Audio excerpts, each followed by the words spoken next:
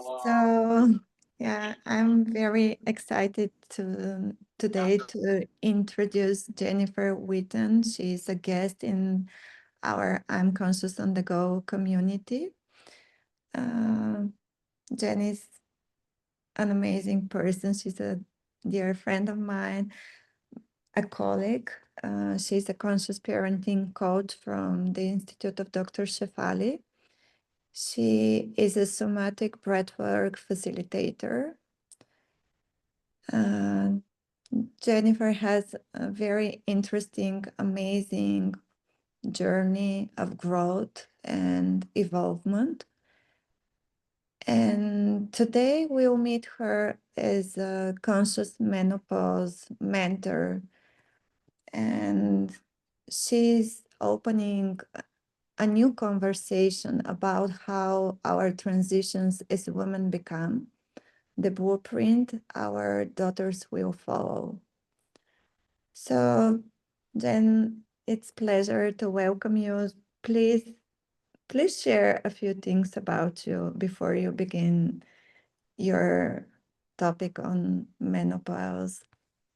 Yeah, well, I have a little tidbit that I was going to share a little bit later about a little bit about my story, why I feel like my title and where I'm headed now is shifted to this whole time in our lives is menopause, because I realize now turning 50, officially in menopause on the other side, I can look back into my 40s and see everything that I went through, so much of it, if I knew that it was perimenopause would have eased my suffering and my belief systems that I had about myself and me as a mom. So, I started this journey of self-discovery years ago, as most of us have, and started out as a Reiki master, then converted into breath work, then conscious parenting has always been there. So then I went and dove into that, and every layer has taught me something. But what I've always stayed passionate about is helping moms, and my mission on how to help moms has always evolved. But where I am today is like finally feeling true alignment, because it encapsulates everything that it means to be a mom and a woman. And and also my passion has always remained in the body, how much our body speaks to us and what does that mean and how do we use it to navigate. And when you think about perimenopause, menopause, there's no other time that a woman's body speaks collectively so loudly. And I think there's a lot there to be revealed. Um, so that's what got me onto this new topic, this newfound passion, although I think it's always been there. I just feel like I needed to go through it before I can be where I am today. So here I am talking about this. And I love that you said conscious, what'd you say, conscious menopause mentor? I'm going to use that. Um, so I was going to first start with a little bit of a game because I think this will be very interesting, and I love to know what people know and don't know. Because for me, it was and I'm still learning so much because research is taking off. Obviously, menopause is the hot topic. Because women are starting to speak louder, there is going to be, the decades coming after us are going to have so much more knowledge and information that we did not have. And so I'm always still amazed as I'm continuing to learn what I just didn't know and how uneducated, unfortunately, a lot of us women are about our own bodies. So I know not everybody's not on camera because I was going to have you raise your hand.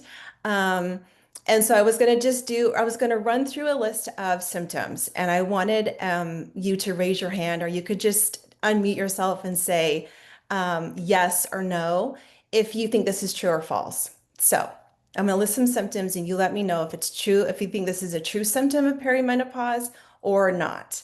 So we're going to start easy by hot flashes and night sweats. Everyone knows that's true. Yes. Sudden rage episodes over small things. True. True. Your skin feels like bugs are crawling on it. What do we think? True or false? My skin is very dry, actually, but yeah. Mhm. Well, this is true. So, It's called formification. It's a super creepy thing and it's real, and you can have that sensation on your skin. You grow an inch taller. True or false? false. False. False. We wish, but no, it doesn't happen. Yeah, I know. I would have Yeah, loved that. right. Electric shock sensations in your body. Hmm.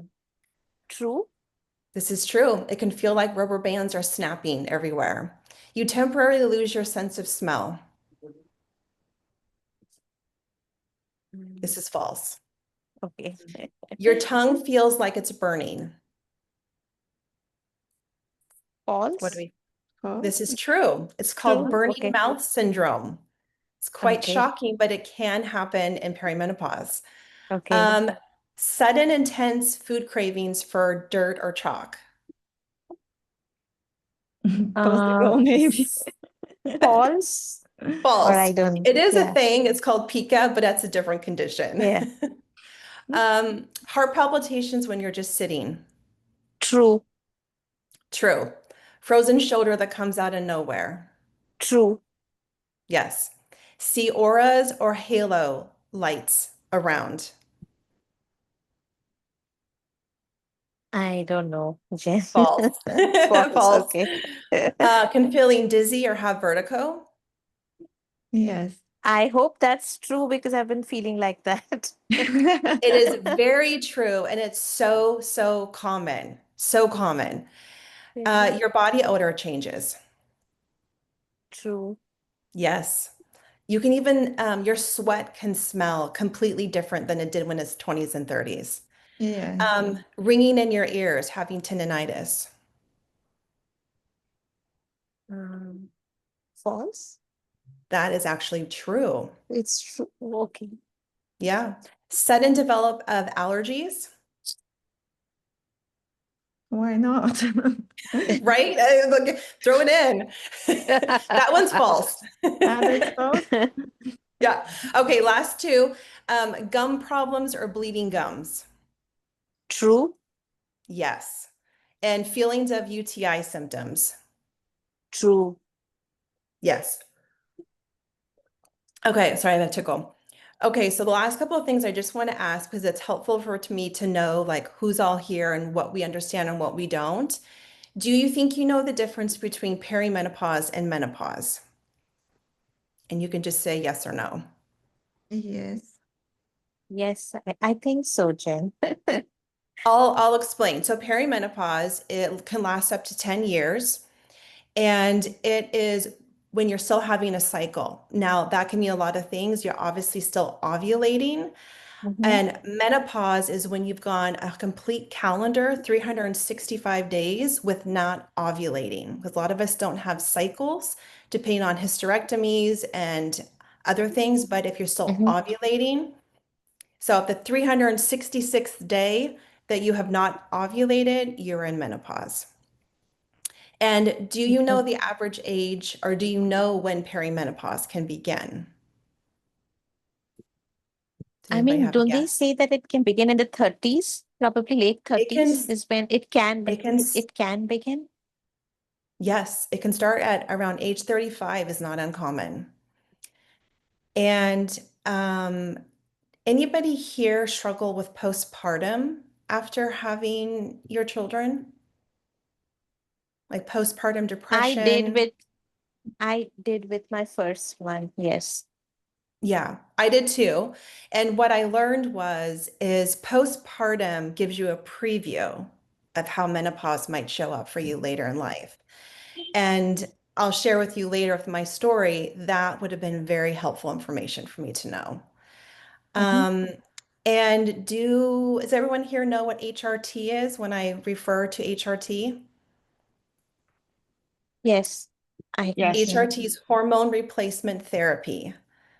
And you can begin HRT anytime. And a lot of times people think that you have to start and wait to take it when you have symptoms, when you're in your late 40s. you can start HRT whenever symptoms become a part of your life that's making life difficult. And that's what a Mhm. lot of education that's coming out now, because there are more and more doctors to understand when we can start to see, is this perimenopause or is this something different? And it depends on every woman on how they want to receive treatment. So Mhm. going through all these symptoms, but basically, there is over 70 documented perimenopausal symptoms. And most doctors, still to this day, are only looking at hot flashes or periods.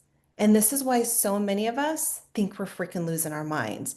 And I can tell you from a woman who now is on the other side, officially in menopause, I have never had a period in my 40s, and I've never had one hot flash ever. But I had a whole lot of other stuff going on that I wish I knew was perimenopause. So, a little bit about my journey with my female parts. I have a very much love-hate relationship with them. It has been a journey. When I was 20, I had my very first surgery for endometriosis. Following that, I Mhm. had three more surgeries. I had an emergency surgery for a large ovarian cyst that had twisted my ovary 180 degrees.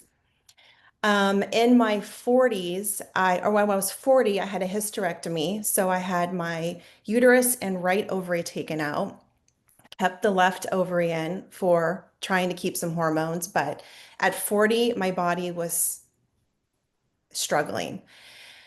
And then in my 40s, I experienced intense anxiety for years, to the point that it was debilitating at times. I even dipped into a lot of depression. I took medication.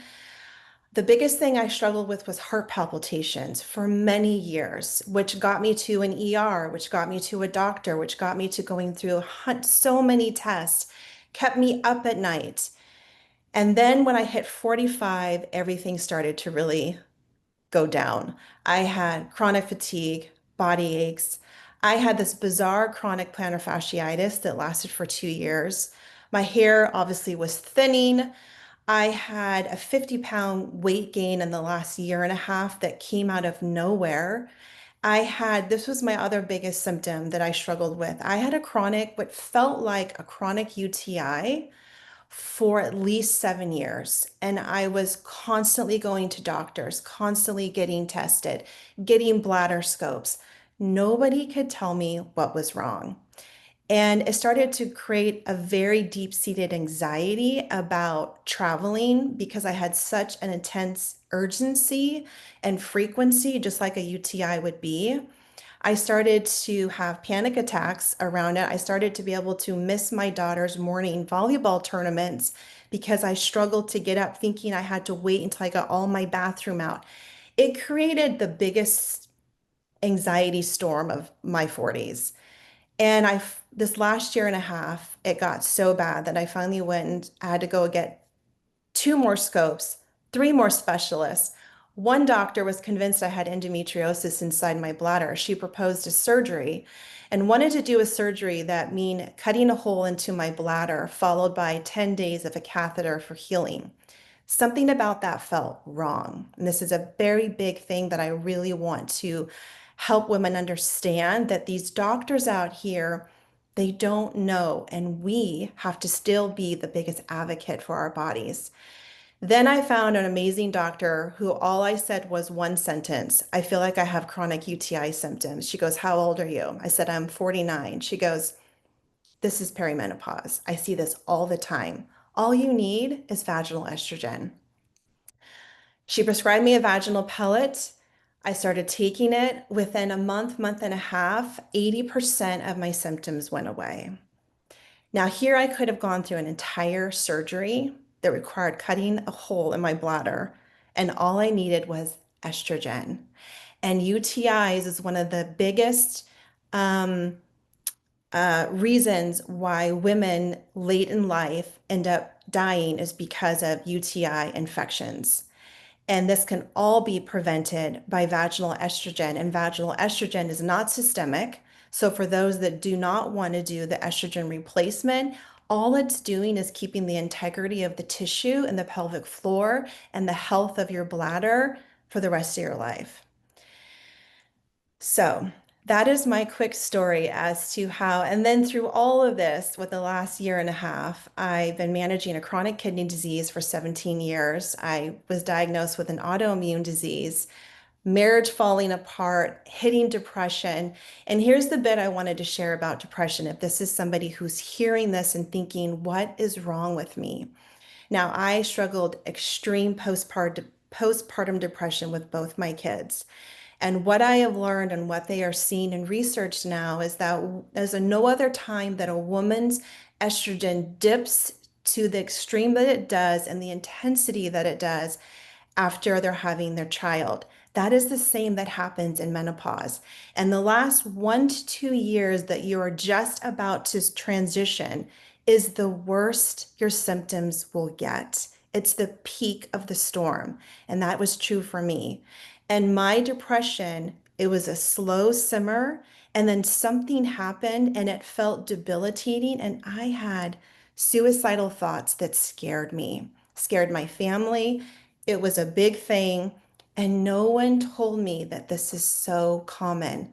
Women in their ages of 45 to 55 is the highest rate of suicide for women. And it's because we've got this influx. All the receptors in our brain are not getting fed by estrogen. And nobody talks about this openly. It's starting to, but this is the awareness that I'm deeply passionate about because I have lived this myself. I want to share one snippet about my book here. I want to read to you because with all of this, there's so much talk about symptoms. But what I'm also passionate about is because even though we have all these symptoms, it means our body is speaking to us, which if we believe that the body keeps the score, that all these symptoms are also teaching us a deeper, deeper meaning. This transition can be one of the most powerful yet painful, most liberating, but yet most messiest time in our life. And so the other side to all this is what is the deeper message our body is telling to all of us women? So here's a little snippet from your book that I just feel like will help set the stage for the rest of this conversation. So in my book, I write, think of your life as a play. The first act was about building a life, creating a family, establishing your sense of self and the world, meeting expectation, performing for all the roles that were handed to you. You were the dutiful daughter, the good student, the capable employee, the devoted mother, and the supportive partner.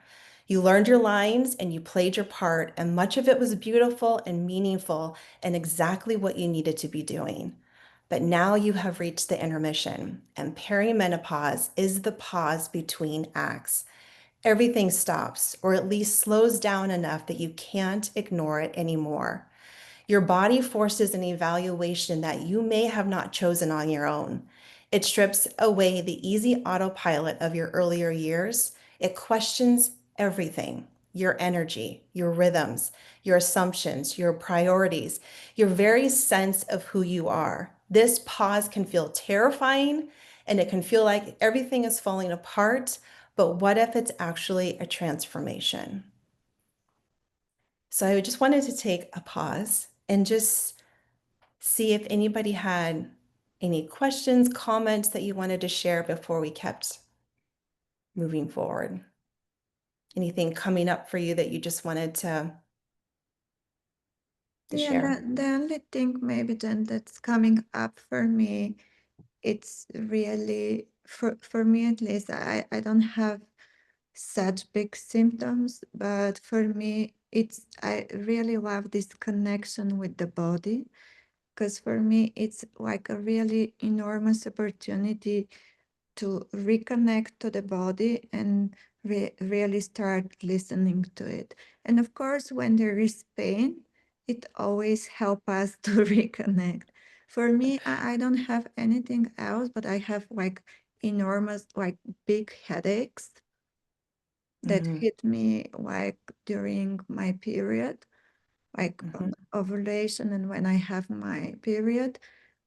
And it's for a few days, but it really, but what I do, I really try to accept it, and I'm searching what is my body trying to tell me, how can I help this body to be more at ease, more healthier, so that it will be supporting me. So Hmm. I think this reconnection with the body is amazing. And I think we all need to find somewhere strength as well to be grateful, because the body is trying to teach us. Of course, we can Yeah. be angry, but that doesn't help. Yeah, and I'll go through some of the stages of this midlife transformation because it is all of those pieces. And sometimes it's just having to remember to have this awareness and how to reframe this experience. For a lot of women, perimenopause can be very, very challenging. And then there's some that don't get extreme symptoms or they get the big symptoms and then they're, yeah, it's learning what is that really saying. For my years of migraines, 15 years, and how I started to, and by the way, all my migraines have gone away. So much of it I knew was hormonal, and there was only so much I could do. But you're doing exactly what I did that I learned from a mentor years ago on how to help my migraines not be so debilitating was I finally started to listen to it. And I had to lean into the pain because mine were, migraines are not fun, but really leaned into the pain. And what I felt is that I was living so much up here, so much processing, so much thinking, so much assuming. And I had to learn how to dip down into my body and let the pain be here. And that really changed my migraines for the last 5 years before hormones really took them away. So you're on the right track as far as those hormone headaches. And we can only do so much for those because they do get very crazy at the end. But leaning in and questioning the pain and what is your head trying to tell you could ease some of the physical symptoms a bit. So, so I wanted to go into what I've kind of coined this last summer of the summer I did nothing. And this is where I think the pause and menopause has really taught something deep for me that I really want to share. And when we think about women and moms, we're always needing to be productive. This rushing mom syndrome that we all do, we all get caught up into it. And I really had to, because my body was speaking very loudly, I had to take a pause on everything in my life. And from the outside, it looked like I was doing nothing. So I called it the summer I did nothing. For 4 months, it looked like I was doing nothing. But that 4 months was the biggest work I have ever done in my life. And I want to reframe productivity. Healing is productive. Rest is productive. Presence is productive. Cultivating this inner stillness is productive. Doing nothing that the outside world can see is productive. What I started to do was started to have a rhythm within my day that my only priority was one thing, honoring myself, honoring my body, and having a sacred yes and a sacred no. Every day I would wake up and ask myself and ask my body, what is my sacred yes? What do you need today? How can I serve you today? What feels nourishing and good today? What is my sacred no? Do I know that someone's going to ask me to come volunteer? Is my daughter going to want me to drop off her backpack? Like there's things that I knew that might be happening. And do I want to do that? Do I have to do that? I started honoring my body and myself by those questions. And then I implemented a practice. Again, on the outside world, it looked like I wasn't doing anything. I chose to eat the rainbow. I started to really go back to my body needs to be nourished by the earth. I really needed to get that back in check for my inflammation and just for my energy. But I also started to create this rhythm. I called it my forging practice. And that word just came up because I felt like I was just forging and cultivating micro moments throughout the day that was some of my biggest productive work I've ever done. In the mornings, I was very determined. I set my day up by asking that question, and then I found a way to ground myself. I got really lost. Menopause is an upheaval, and we lose our footing in this place, this transition.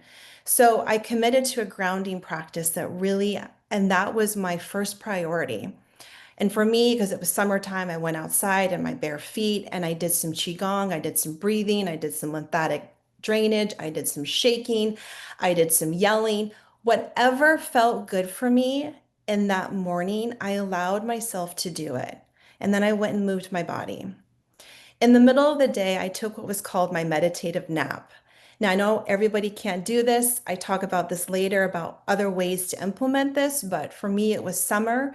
So every day in the middle of the day, 30 minutes, I told my family, no one can talk to me, no one can see me. And I gave myself 30 minutes to an hour to go take a nap.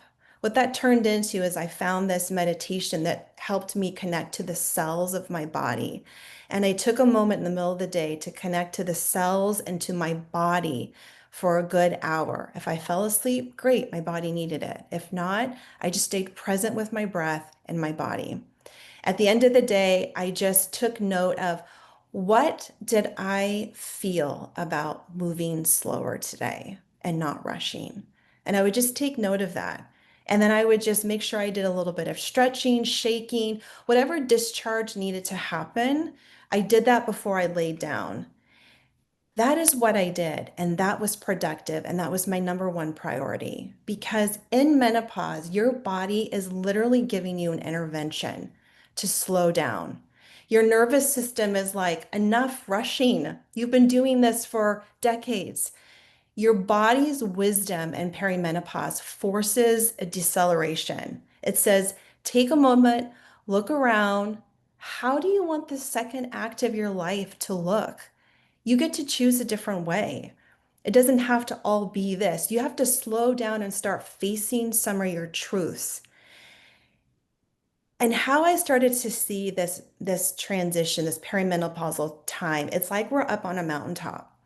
And it's for the first time in a woman's life, you have this pause because your body, your brain, your sleep, your fatigue, your insomnia, like your every part of your physical system is saying, slow down. You're on a mountaintop. You have this bird's eye view. You get to reassess the first half of your life.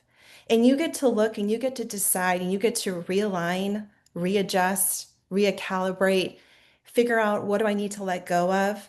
And you get to look at the next half of your life and get to decide what parts of this part of my first part of my life do I want to carry with me and what parts do I need to grieve and let go of.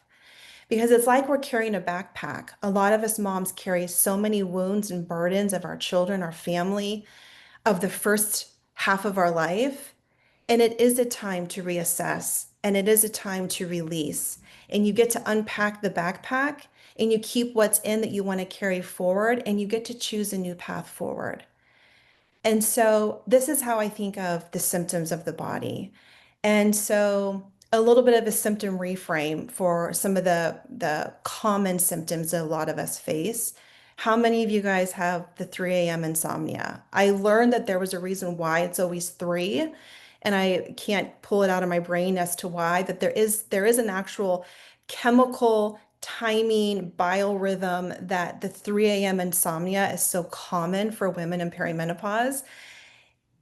And I don't know if you're this way, but when I would have those insomnia moments, like you just start spiraling, you start thinking, you start going down all these rabbit holes, and then you're freaking up for hours. And I realized, wow, this pause in your sleep is really making you reflect on what really matters.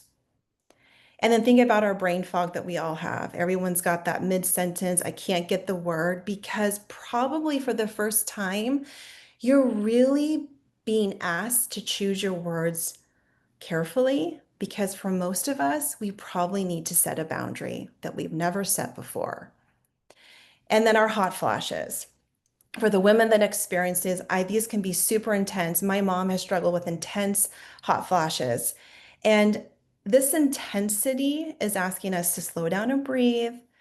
And for a lot of us, it's asking for a lot of grace, self-compassion, and again, for us moms, probably a lot of self-forgiveness. Because if you've landed in this part of your life and you're a mom, I guarantee a lot of us in our backpack have a lot of guilt, shame, and blame.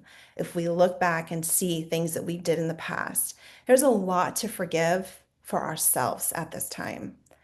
And then the fatigue that a lot of us can struggle with, it's because it's time to stop doing the rushing and the endless doing and learning how to do nothing and learn how to be with your body.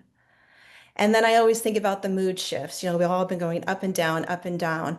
And because, again, at this time in our life, we no longer have the privilege to keep pushing forward and bearing everything.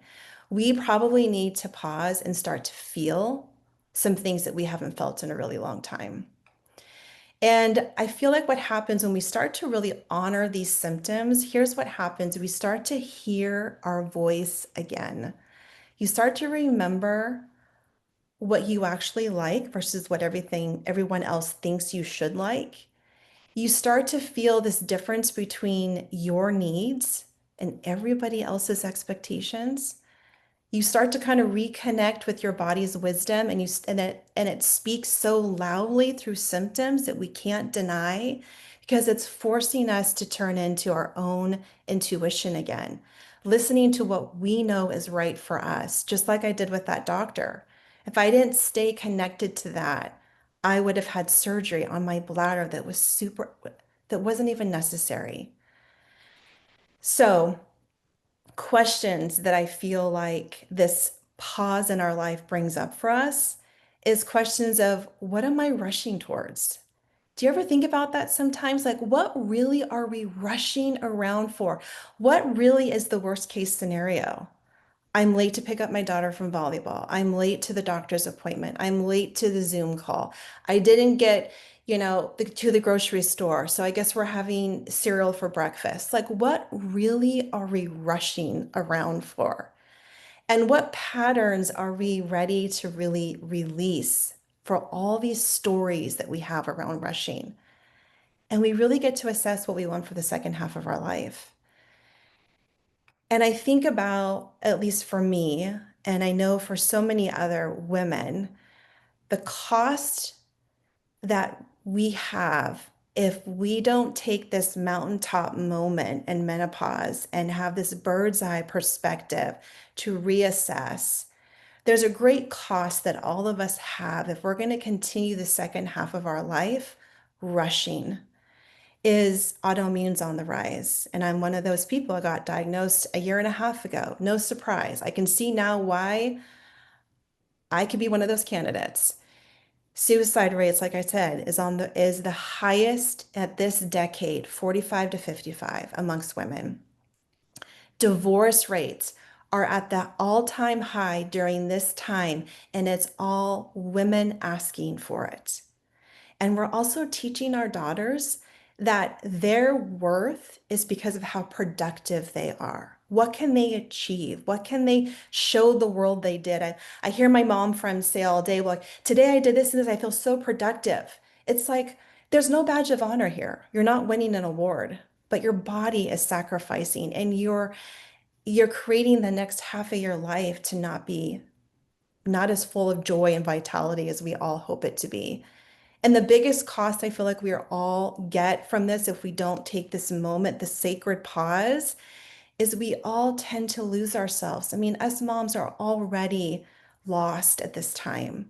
Have you ever had an afternoon to yourself and you're like, what do I want to do today? Because we don't ask ourselves ever what we want. We've been so caught up with over a decade plus of what everybody else wants.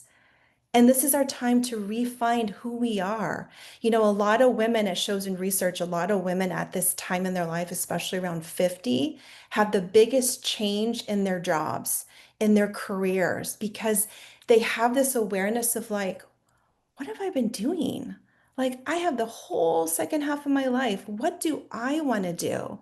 And this is where women start businesses, start different careers, do that artistic project, go do that travel, because they're like, what do I want versus what everybody else expects me?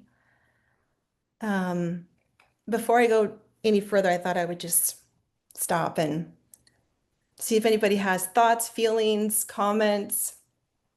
I don't like always talking all the time. I like to hear what people think. Jen, thank you so much for sharing. Uh, because I really I've been thinking, what am I doing with my life? And I was just wondering, and so much of what you said resonated. And if I was there, I would have given you a hug because I mean, I think what you've been through is remarkable.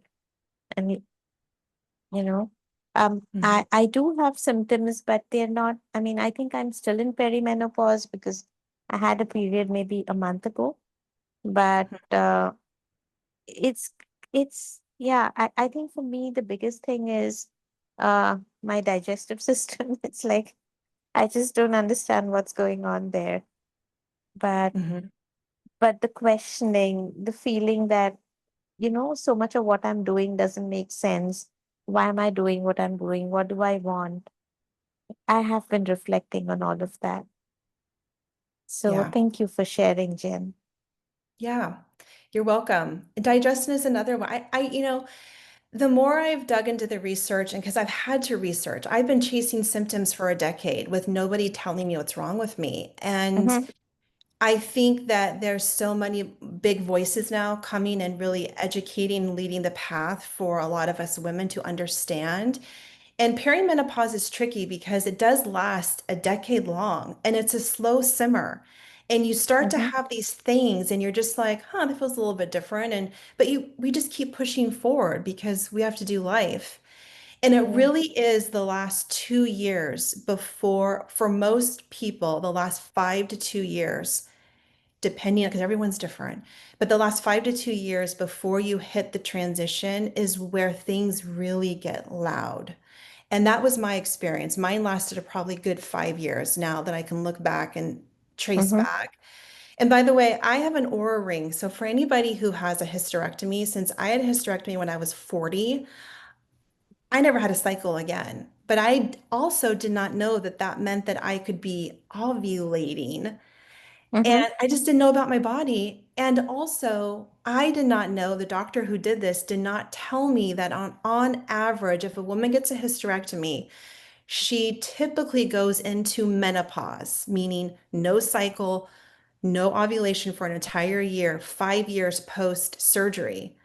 That mm-hmm, was not me. In fact, the doctor I have now, who's been my lifesaver, um, when she was doing all these testing, she said, you need to get the Aura ring. We need to know if you're ovulating. And she was like, how are you still ovulating? This is so rare. Mine went up to 9 years post surgery of still being in perimenopause. And I didn't even know, like, I didn't know these were things I should be looking out for. No one told mm-hmm. me. And Yeah, so, digestion, anything, we have estrogen receptor sites everywhere. It everywhere. touches Yeah. every organ, tissue, brain, everywhere. And I didn't know that. I thought estrogen was just in my ovaries and my uterus. Mm-hmm. So keep exploring the digestion. Obviously, your situation right now is you're processing and digesting a lot. Yeah. Yeah. But our microbiome definitely shifts through the perimenopausal transition. And remember, it's a slow simmer, it's running in the background, it's just right there. And that brings me to what I want to say. And I go into really depth in this in my book. I have a whole couple chapters dedicated on this because, Jen, can you please say the name of your book? Please share with all the people. Just introduce the book a little bit as well. yeah, it's called The Sacred Pause. Let me go find where I'm gonna find my Um, it's called The Sacred Pause, and I'm still working on the subtitle, but I think it's going to be, A Mother's Guide Through Perimenopause, Self-Care, and Finding Relief, something like that. But what I've included in here is all 26 symptoms that every mom should recognize. I go through 7 complete breathwork techniques that you can use anywhere, and I wrote it in a way that moms can use because what mom has the time to sit down and do a breathwork session? And I, really wanted to make this tangible, usable, everyday life in the moment, in the car, at the stoplight, everywhere. So I wrote it that way. I also went and how to prepare yourself for doctor's appointments, how to advocate for yourself, every single question you could possibly think about HRT, all the alternatives to HRT, because I have dabbled on both sides to find my sweet spot, weekly self-care check-ins, age-specific parenting strategies, setting boundaries for guilt, a complete wellness plan. And here's what I wrote that I'm really excited about is I wrote scripts for everything. And there's a touching story to this I don't have time to say as to what happened to me and when I had this epiphany of like, oh my God, this is what a mom needs. When we are in the chaos of life, in it, brain fog, exhausted, and we're still being a mom, you just want someone to tell you what to say. What do I say? What do I do? You want that little book because a friend did this for me in a very hard time in my life. And so I decided to write scripts for every hard conversation. How to repair with your children. How do you advocate for yourself at the doctor's? What do you do if a doctor doesn't want to work with you? How do you know it's a red flag versus a green flag to stay with a doctor? How do you explain to your kids at all different ages about what's going on with you? Because don't you just overreact in the moment and then the guilt comes in and we don't need more guilt. Plus, the five final chapters of the book, I really explored and really dove into this whole hidden invitation messaging around perimenopause. Um, the depth it's the soul work of the sacred pause that I dove into at the very end. So that is a little thing. And what I decided to do also is start two new communities. And I really had to think about this for a while. And, this work and my journey, I survived because of a community that I had. And at times I needed the big community, and at times I needed the small community. And I realized the best companion for this book is to give and offer women two communities. One feels like more like the yoga class, where you want that bigger place, bigger energy, content that be able to reach out. Hey, do you feel this? Or this happened with my kid. Like you need that anchor and then some of us need that private, smaller, almost like going to a retreat feel where you know everybody's name, you're doing the soul work, and it stays sacred in here. So I've got the Sacred Pause Collective coming, and then I have the Sacred Inner Circle that's maxed out at 30 women at a time. And so this is my vision for this book. And by the way, this book started out to be just a free ebook. I was just I was like, what can I start doing again? How can I start talking about this? And what can I be offering? And oh, I'll just write a free ebook. And it was just the universe had a completely different plan for me, which was very unexpected. Um, so that is what's coming hopefully next month. The book is with the editor right now. So we will see where all this goes. But anyways, that's the bigger vision. So in this book, the chapter that I really like because again, for women's navigating all these symptoms, sometimes we have to anchor in on, is there hope on the other side? Is this all, am I going to feel this way forever? And will this ever end where I ever feel like myself again? So I kind of thought about this and put it into six stages of what I feel like are six stages of midlife transformation. Um, the first one is the fog, total confusion. Something's wrong. I can't put my finger on it. I don't know what it is. And then we say to ourselves, oh, I'm just too stressed. Oh, I'm tired. Other moms seem to be fine. I can do this. And we just keep rushing. We keep pushing. And then I feel like it's the fight. We're kind of in this resistance. We're like, okay, you kind of maybe have an idea that maybe it's the transition, this big thing, the big P word, perimenopause. And you're thinking, this can't be happening to me. I'm too young. I'm 35. I'm 40. This isn't fair. I can keep doing this. And you keep pushing. And then I feel like somewhere in your journey, your body tells you no more. And it's this valley. And for me, it was a lot of grief. That was the part that I had to lean in, sitting on that mountaintop, and I had to really process what I was going to choose and not choose to bring to the second half of my life. And it can feel like you've lost yourself. I'm not okay. How am I going to get okay? So that stage is kind of the valley. And then you kind of work through that and you start to kind of have this sense of acceptance that starts to merge, this adjustment period where you're like, okay, this is my reality. My body's changing. This is hard. I can handle this. My body looks different.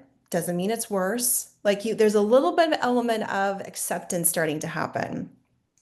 And then you kind of get to where I feel like it's the rising. You are literally on the top of the mountain and you start to integrate and you start to emerge and you start to think, okay, things are different, but maybe this is even better. I actually understand myself better. I don't have to do things that I've been feeling like I should be doing. And this forced me to make changes that I probably wouldn't have done if my body didn't make me stop and pause. And then, of course, the last is the wisdom. It's the new chapter. This is, you're completely transformed. And I'm just getting a taste of that. I can feel this newfound sense of self. And I can look back and I can look back and be like, I am never going to go back to that again. I I will never, self-sabotage myself again. I will never allow myself to have that disrespect. I actually am learning how to love myself. Like it seems, silly people say, just have more self-love, self-compassion. That's hard work to do. And I think this transition really helps us to embody and teaches us that, especially the women that perimenopause is difficult and like Vidya was saying, and because of this time in our life, the convergence is real. If you've hit this time in your life, maybe a lot of us have lost a loved one by this time in our life. We have aging parents. We have parents that are passing. We have teens that are maybe leaving, and so all of a sudden we're just left at home. We have teenagers who are also in the storm of who am I? They're in the same identity crisis we are. They are in the same hormonal shitstorm that we are. It is like when you think about nature and biology, there's a reason this is happening. And when we can embrace that and look at that, really big lessons come from that.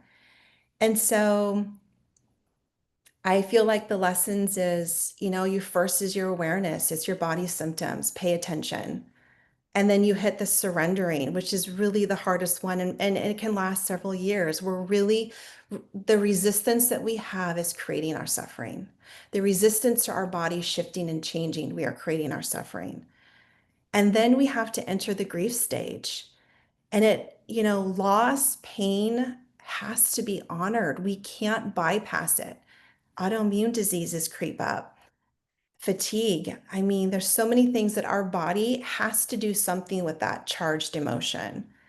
And then we learn to adapt, we learn to integrate, and then we learn on the other end that there is hope. It does end. You will find yourself again.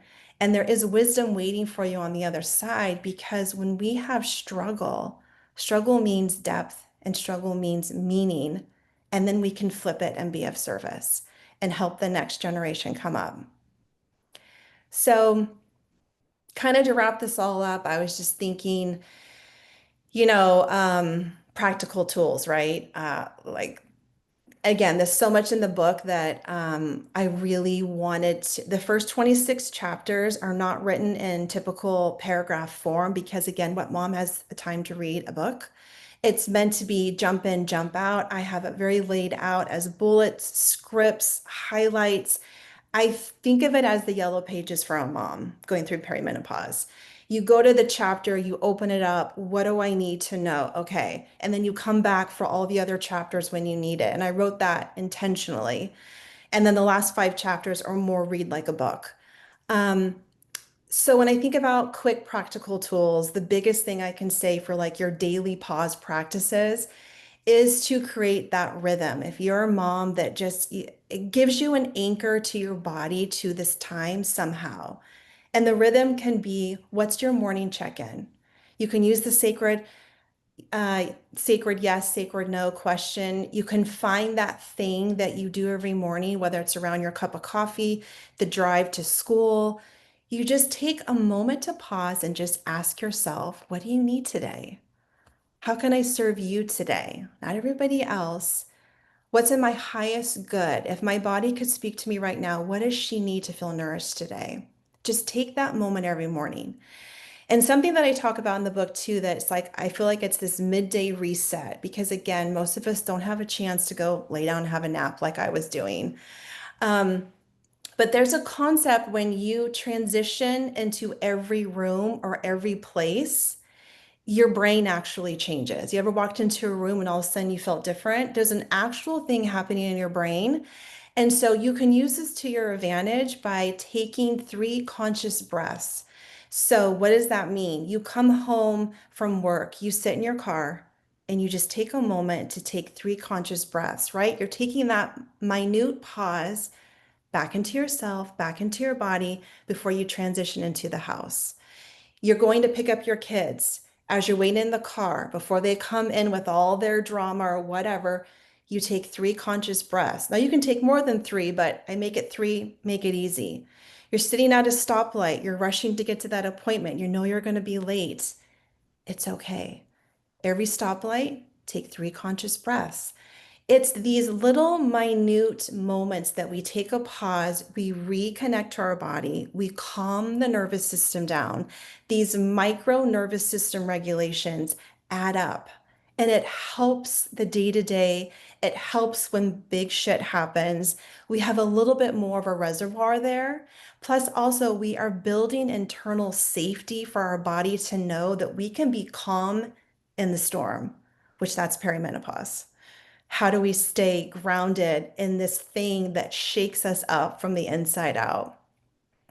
And then of course in the evening, if you just ask one question, you could just say, what did slowing down teach me today? How did it feel to slow down today?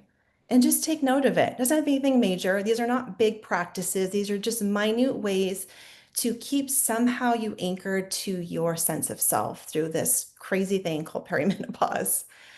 And then the last thing I just thought I would talk about are just like how do you create a family pause? I really think creating family rhythms is so important too. And again, in the book, I really wanted to highlight how what we are going through is okay to share at appropriate ages. And because what we are doing is like huge life skills for our kids. One of the biggest ones is we are creating this rhythm of honoring rest. This world is far too busy. Our kids think they have to produce, produce, produce, achieve, achieve, achieve. Everything has to be planned and orchestrated. What if there was a rhythm or a practice that you brought into your family that you said, you know what? Every other Saturday, we have nothing planned. Like bringing back boredom, bringing back rest, bringing back doing nothing is really a valuable lesson because life is not go, go, go. And we all have to learn how to be self-sat, self-okay when life is ordinary and boring. And then also it's modeling you get to change, you get to make new choices. This is what perimenopause does. We get to reassess and do things differently if we want. Thanksgiving's coming up for people in the States, and I find this time such a great time to explore. What if you did something different? You always hosted Thanksgiving dinner. Do you really want to host Thanksgiving dinner? You don't have to. And do you really like the turkey and the mashed potatoes? We don't. So a couple years ago, we made this decision to like change it up. Who says we have to eat this? We make a huge Italian feast because everyone in my house loves pasta.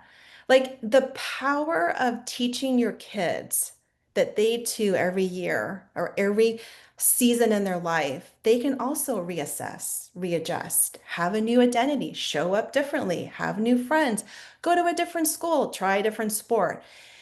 This is such some of the deeper lessons that we as moms, when we look at this transition in these lenses, there's so much here we can offer our kids. Okay, I feel like I've talked enough. I'm done.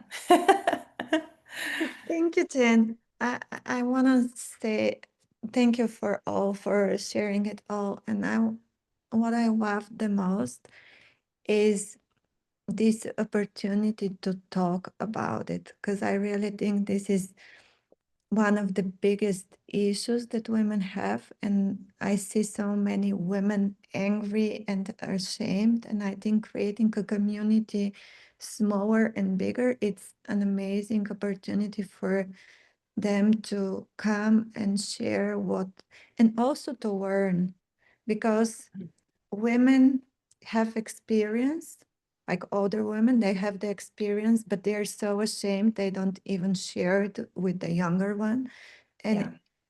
And I think this is the biggest part of the problem, to Hmm. be open and start talking about it. And Yeah.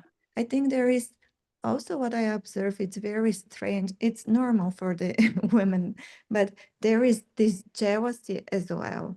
Because Mm. if I don't have such bad symptoms, the other women are like really waiting for me to struggle and suffer. And then when you go to them, they're not willing to help you. And I think we need to forget about all of it, because at the end of the day, we are all women and we need to support each other. And of course, it will be different depending on the different stages we've been through, the different things we've did. And Yeah. I yeah, can I speak to that really yeah, fast? yeah, Because please. I understand that personally. And I think what is happening, and again, why I feel like this is so important, is that because women are seeking validation, they're not getting it from their doctors, they're not getting it from anywhere. So they turn to their friends to be like, do you have this too?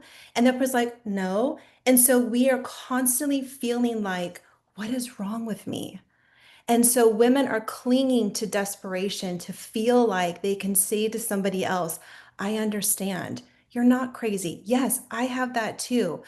I think this is the big piece that's missing is we're all seeking that validation because, and again, it's starting, but the majority of healthcare, even ones that say they are for women's health, they don't understand. And women are feeling very undervalidated, not understood, not taken seriously, and they're suffering in silence. So they're seeking somebody, please say that you relate to me.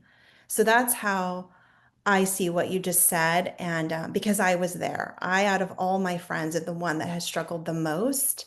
And I have felt the most isolated and alone. And I really thought something was wrong with me. Like I said, I have been chasing symptoms for so long and have worked hard and tried, and I have countless specialists. And it hasn't only been until this last year, year and a half. You know, when I was a part of Elevate Her, I was in the peak of all of this, which is why I had to pull myself away, is because I really thought something was wrong and I was physically in pain. Nobody could tell me why. And I look back and you get a little bit angry now when you're on this side because you're like, this all could have been eased. The suffering could have been eased. The sense of I'm not broken, there's nothing wrong with me could have been eased. The searching, the Googling, the countless times of orchestrating and managing all these appointments when everyone told me nothing. And I think that is what fuels my fire and my anger and my passion is because I know I'm not the only one who feels this way. So to give women a pool of a community that they all can be saying things together, and then the ones that need the more intimate or ready to do the soul work of this because it's private, it's personal, it's hard. But you can't do it alone. Like you can't. You need other women walking side by side with you because we've all been so hushed and told to be small and told that what we're feeling is not real. It's all in our heads. I forget what they said. There was a term for women who used to come in, they call them the whiny woman. They would tell all the OBGYNs and everybody was like, oh, you got a WW in your room. And it was actually termed as a whiny woman. And that's how women have been seen for decades and generations. And this is the new voice that's coming forward. And that's why I'm so hopeful for my daughter's generation is that women are no longer saying, don't tell me to be quiet. Don't say there's nothing wrong. You do all these labs and you're like, everything looks normal. It makes us feel like we're fucking insane and we're not. And what we're feeling is real. It's my passion. I can't tell you because I've had so many conversations with doctors and to battle this doctor who wanted to have a surgery with me, I know to this day she thinks I was a whiny woman and I was refusing her expertise. And I had to get over that. She was judging me extremely, and she's a fucking woman, and she was judging me. And it turns out I didn't need her surgery, I just needed estrogen. So, and this is happening everywhere. So that's why I wrote in my book and wanted to give women advocacy scripts. How do you advocate for yourself? How do you navigate multiple caregivers? Because it might happen. You might have multiple things you're navigating. If you've got chronic disease, autoimmune disease, perimenopause, how do you get your team to work with you? That was a big struggle too, and I found a way to do it.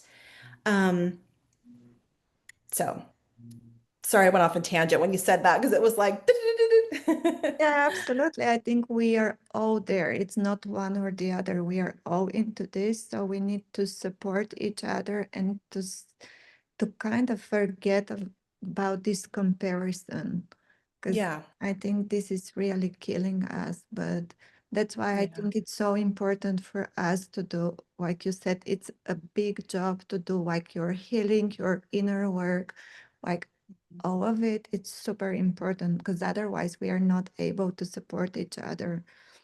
yeah, Beautiful, yeah, man. Thank you so yeah, much.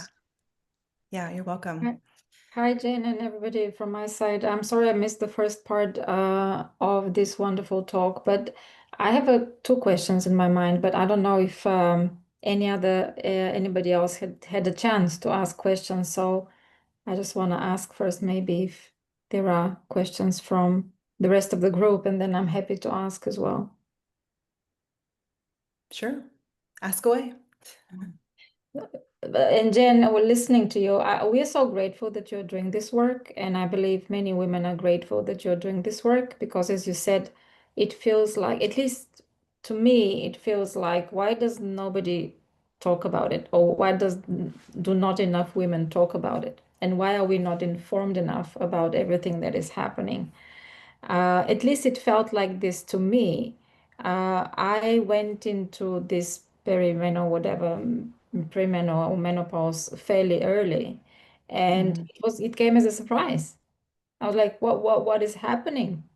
And Right. we shouldn't be really caught by surprise. We should know what is coming. We should be prepared. And I didn't feel prepared. So I thought I just want to congratulate you for what you're doing because it's so needed. So that's the first thing. And then what I wonder is that why do you think there's so little information? But it's not so little, but it's not talked about. Why do you think it's like that it is not really talked about?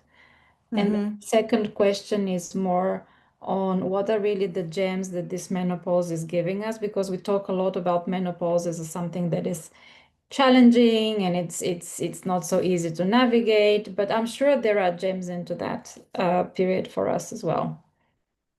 Yeah, so I think why this isn't talked about is multifaceted. One is generational. Our parents, women didn't talk about this. They just thought, oh, every woman goes through this. Welcome to being womanhood. You know, this is the transition. And they didn't talk about it. They just accepted that this is something you grind through, you get through, and you'll be fine on the other side. So I think there's a huge generational piece to that. There's also a big piece in the whole medical cultural world that women's health has never been top priority, budgeted for. Things have always been tested on males, not on women. The whole thing that came out about HRT years ago was all been falsified because it wasn't tested on women to understand how hormone replacement will not cause cancer, but it created a huge generation of a gap of women scared to do it. And it's just now that these big voices are coming onto the scene. And with social media, it's the one good thing about social media is it does start to create this vast awareness and this big kind of megaphone. And I think there was something that recently passed for this big budget to finally dive into true women's research, women's health, testing things on women, because we are a very different species than a male body and male hormones. So I think this is um, some of the reasons why things are not talked about generationally, and it just wasn't something that culturally you were to talk about, and there just wasn't any information. And I do find it quite alarming how this is our body and how much we don't know about our own bodies. And it's something that I think we all just never really thought about before. It's something culturally we've never just really thought about before until recently. We're all like, wait a minute, why didn't I not know the difference between perimenopause and menopause? Like, why didn't I know that estrogen lived everywhere in my body? It wasn't just my ovaries and my uterus. So the conversation is just now starting. Um, and then yeah, all the things that I did talk about during this talk is all the gems that come through the sacred pause, what I call the sacred pause, because it is a moment for women to reassess their whole life. You get to learn who you are. You get to actually do things that are for you versus what everybody expects of you. Um, it's a big, what am I trying to say? It's a big internal shakedown and a shakeup. And you really, because symptoms are so loud and can be loud for a lot of women, you can't keep going forward the way you used to. You can't keep saying yes. You can't keep uh, pleasing. You can't keep hushing the anger when you're freaking pissed off. You can't keep saying, this is what I need and this is how I need it. There's just so many things that a woman can't keep doing. And this is the big soul inner work that happens. And like I said, this is the generational impact because we are teaching our daughters to advocate for ourselves, to speak up, and also to not to be shy away that like we're talking about vaginas, okay? We all have one. Like trying to demystify and demake all this stuff so weird. We have ovaries and a uterus and a vagina. Like a clitoris. Like these are all things that are our women's bodies. And for our daughters to start to hear us talking about our bodies, advocating for our bodies, understanding our bodies. And these are the scripts that I put into my book on how do you talk to your son and your daughter at all different ages about what's happening in a mom's body. Because we look crazy sometimes. Like I know for a lot of women that I talk to, and me personally, like my son had a doctor's appointment this morning. I have been waiting for this. It's was a really important appointment, and I came on to the thing and I realized that they canceled it, and I was like, what? Because I had forgotten to go in and set up the portal and do all the questions, and it was like, I have to forgive myself. There's a lot happening at this time, and we're gonna mess up and we're gonna make mistakes.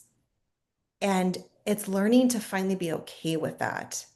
And how do you just be in the storm of all of this?